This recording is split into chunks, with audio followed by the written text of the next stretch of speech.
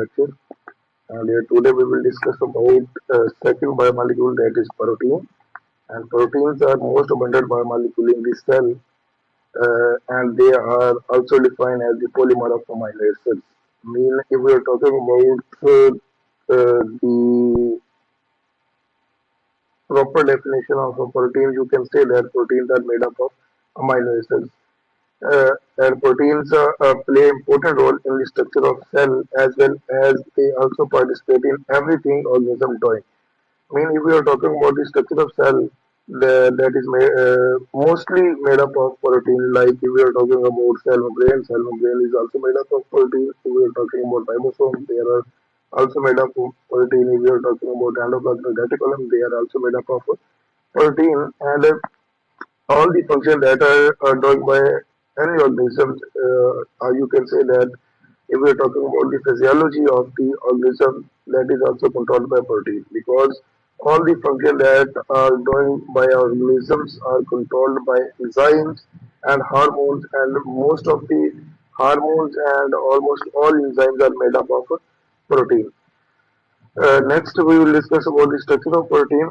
Protein are made up of monomer called amino acids. Different proteins contain different number of amino acids. For example, insulin protein has 51 amino acids and hemoglobin has 574 amino acids. अब protein जो know that की protein जो होती है वो amino acid से मिलकर बनी होती है, और अब हमारी बॉडी के अंदर डिफरेंट प्रोटीन्स होती हैं. अब हर प्रोटीन जो होती है वो एक दूसरे से वेरी कर रही होती है on the number of amino acid. जैसे कि ये एक बड़े इंपॉर्टेंट एमसीक्यूज है कि इंसुलिन का अगर देखा जाए तो इसके अंदर 51 अमीनो एसिड होते हैं, और जबकि हम हेमोग्लोबिन की बात करें, that is also protein and it contain about 55 74 amino acid. और अगर अमीनो एसिड की बात करें तो amino acids are organic molecules that join in a specific number and sequence to make a protein. ये आप डेफिनेशन बना सकते हैं अमीनो एसिड की. about 170 type of amino acids occur in organism. ये भी बड़े important MCQs है. However, 20 types of amino acids participate in making most of the protein. और ये भी बड़े important MCQs है कि 170 में से सिर्फ 20 अमीनो एसिड ऐसे हैं जो ज्यादातर प्रोटीन बनाने में इन्वॉल्व होते हैं. अगर हम प्रोटीन की अमीनो एसिड की स्ट्रक्चर की बात करें तो ये हमारे पास एक अमीनो एसिड है जिसमें ये सेंट्रल कार्बन है, एक साइड पे अमीनो ग्रुप लगा हुआ है, दूसरी साइड पे कार्बोक्सिलिक ग्रुप है, ऊपर आर ग्रुप जिसे साइड ग्रुप कहा जाता है, और नीचे जो है वो हमारे पास हाइड्रोजन ग्रुप है.